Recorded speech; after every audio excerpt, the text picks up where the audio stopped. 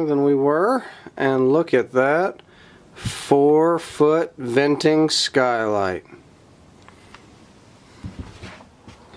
So this is week 4 of the attic rebuild. There's been a lot of things kind of going on, smaller things here and there, so there's not a lot of really big activity that you can see. Now you can see this is somewhat large.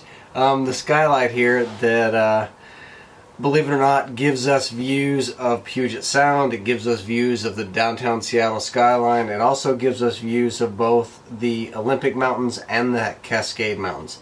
I couldn't ask for more. I'm amazed, and my wife and I came up here yesterday afternoon and just were all giddy after it was finally fully installed.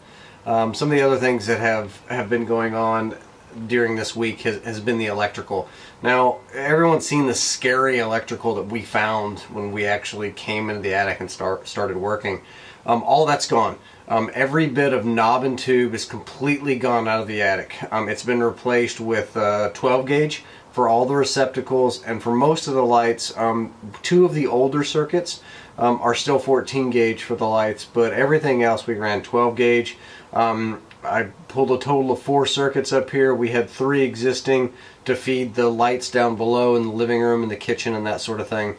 So those stayed on the same circuits. We just ran 14 gauge because we had 14 gauge coming up from the 200 amp panel to a junction box that we were able to get to from the attic, and so I didn't want to change from 14 to 12 gauge. Some other things that have been going on. The windows are here. It's been raining here. You can't tell that today, maybe you can. So the windows didn't go in yesterday. The skylight did go in, but the windows didn't. The windows are going in on Monday. Also on Monday they're going to finish decking the attic floor. We'll finish putting the Roxel insulation and sound deadening in, and then we'll start on the two support walls on either side. Really excited for next week. So we have next week in the attic, and that should be all the rough carpentry.